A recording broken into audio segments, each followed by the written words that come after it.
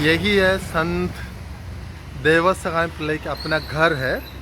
जो मान्यता है कि ये इस घर में वो रहे थे, तो ये पुराने संस्कृति के आधारित बनाया गया घर है। जो यही शुरू से ही था वही घर, जिसमें लोग आज भी आते हैं, प्रार्थना करते हैं। तो यहाँ पर अलग अलग भाषाओं में लिखी है, तमिल, इंग्लिश, मलयालम।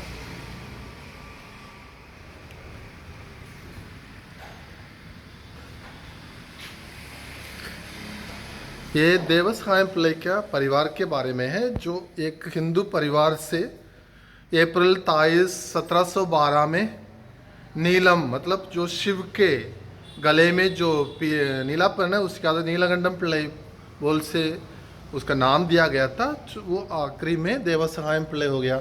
वो अपने आप को पूरा लाइफ में एक विद्वान के रूप में पढ़े लिखे किए, सब कुछ किए थे। में एक राजघराने के नाते पढ़ाई लिखाई किए, उसी में जो भी जरूरत था वो सबको पढ़ करके पार्वती अम्मा नाम से एक स्त्री से शादी कर लेते हैं। उसी के द्वारा उनकी राजघराना शुरू हो जाता है। 1741 में कोलेचल नाम की एक जगह है जहाँ पर फर्स्ट समुद्र युद्ध हुआ था। उसी में एक डच ऑफिसर आए थे डिलेनॉय, जिन्होंने नीलकंठम पिल्लई को क्रिस्तव धर्म के बारे में सिखाए। उसी से जान करके नीलकंठम पिल्लई के जीवन में बहुत बदलाव आने। नीलकंठम पिल्लई ने 14 मई 1745 में रेवरेंड फादर आर बटोरी गिवानी एसजे के हाथों से बपतिस्मा लिए। उन्हीं का नाम दिया गया था देवसगायम, माने लासर के रूप में। देवसगायम पिल्लई के घर वाले लोग जो भी सामान प्रयोग करते थे उसी का पिक्चर है। जैसे ये धान, जो पुराने ज़माने में यहाँ पतायम कहा जाता है, जो धान सबको जमा कर रखते थे। ये सब बर्तन है जिसमें खाने की चीज़ें रखा करते थे। ये सब नापने वाली चीज़ जो है, जो अभी भी रखाया हुआ है। ये रास्ता में जाने वाले के समय रखने वाले एक बत्ती है जो लोग प्रयोग करते थे। तो यहाँ आप अलग अलग चीज़ें देख सकते हैं।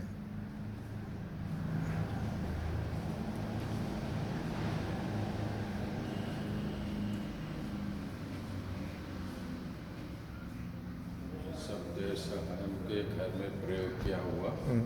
ये बच्चे लोगों को नहाने वाला जो बर्तन है, उसके बाद ये भी वो जो आज के ज़माने में वो लोग टैंक बनाते हैं, उस ज़माने में पत्थर से बनाया जाता था।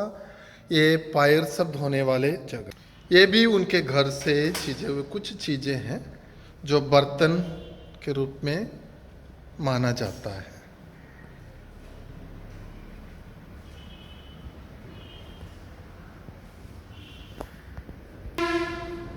ये घर के उस जमाने में जो घर रहता था, इतना रहता था जिससे लोग आसानी से रह सकते थे। तो आपको मैं अभी दिखाएंगे कि संत देवसगाई पिल्लई के अपने जो अस्त्र विस्त्र रूप में जो प्रयोग करते थे, तो वो ये है एक तलवार और एक टांगी। जो उस जमाने में ब्राह्मण्स लोग अपने हाथ में तलवार पकड़ करके कमर में ये टांगी पकड़ते थे। ये आज का नहीं है, उस जमाने का है। 1700 ईस्वी में जो संत देवसगाई पिल्लई अपने हाथों से प्रयोग किया था, ये उसी का ही है। उसका अपना है, अपना घर परिवार वालों के द्वारा इस म्यूजियम के लिए दिया गया है। देवसगाई पिल्लई को क्रिश्चियन धर्म जो अपनाए, तो उधर के राजा ने उनको सताने लगे। यहाँ के रीति रिवाज के आधारित उनको एक भैंस के ऊपर बैठा करके काला और सफ़ेद बिंदु चकरा सब में डाल करके उनको खींचा जाता है। ये क्योंकि यहाँ के लोगों को मान्यता है उस तरह करने से लोग शर्मिंदा होकर के अपने जीवन को बदल देते हैं।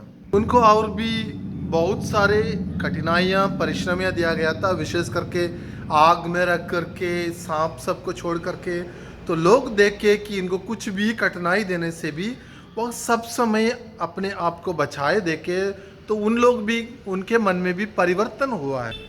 आप इसमें देखेंगे कि उनको 2 लकड़ी में बांध करके एक मरे हुए व्यक्ति जैसे ढोकर के ले रहे हैं, क्योंकि उनको देख एक प्लेस से दूसरा जगह ले जाने के लिए उनको पद्मनाभपुरम पोर्ट से आरलवाई मोली एक ऐसे जगह है जहाँ पर एक पहाड़ है वहाँ पर उनको इस तरह ले करके ले गया था ताकि उनको मार डाल सके। तो यहाँ भी आप देखेंगे उनको पत्थर में डाल करके उनके शरीर में मिर्चा डाल करके उसी में पूरा शरीर को वेदनाएं तड़पने के लिए दिया गया था। फिर भी वो ईश्वर पर भरोसा रख करके रहे ताकि वो अपने आप में ये कर सकें। हैं कि देवसहायम पिल्लई को 14 जनवरी 1752 में उधर उसी जमाने में उन्होंने तोक के द्वारा मार डाला जाता है।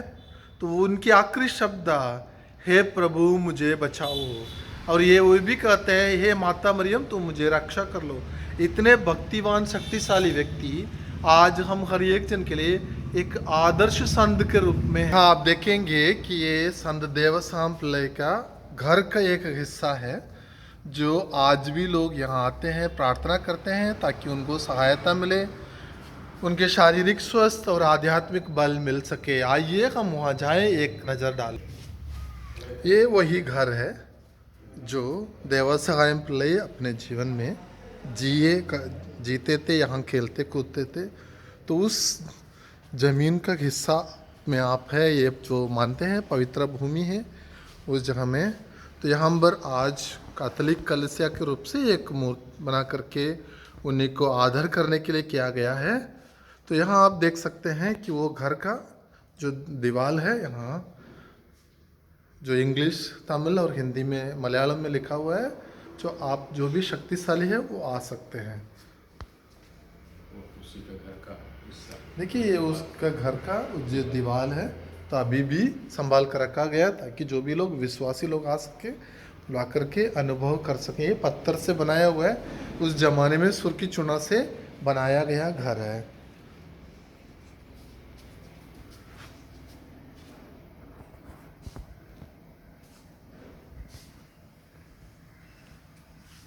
इसी के साथ आइए हम उस जगह जाएंगे जहाँ पर पवित्र जल, जो कुआं देवसहायम पिल्लई अपने जीवन में प्रयोग करते थे, उसी से उनकी आखिरी चमत्कार जो उनको संत घोषित करने के लिए अभी तक मान्यता प्राप्त हुआ है। यहाँ हमारे साथ में है फादर एंटनी सेवियर जो डाल्टनगंज डायसिस में रह करके अभी कुलित्रे डायसिस में वापस आए। वो इस जगह के हैं जो अपने जीवन में ये बताएंगे कि ये जो कुआं है जो देवसहायम पिल्लई और उनके घर परिवार वाले लोग प्रयोग करते थे, जिससे बहुत सारे लोगों की मानसिक और आध्यात्मिक और शारीरिक परेशानियां दूर हो चुकी है। आइए उन्हीं के शब्दों से हम सुनेंगे।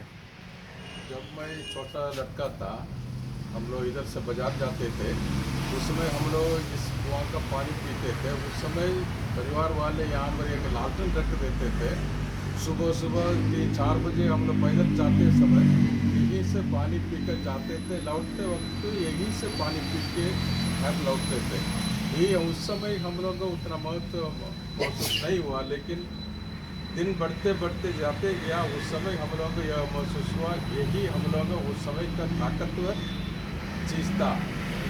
ये आज भी लोग यही से पानी पी कर ले जाते हैं। इस पानी से बहुत चमत्कार होता है।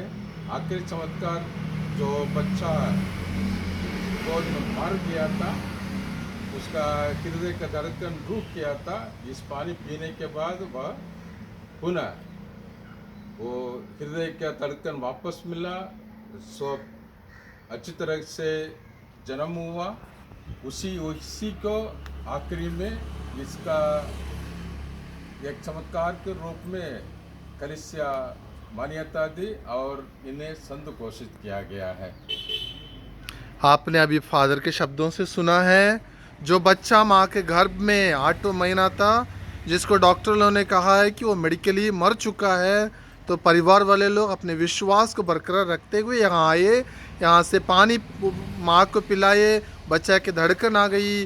वही संत देवसहायम पिल्लई के जीवन में लोगों के लिए मिला हुआ आखिरी मिराकुलस है, जो चमत्कार है।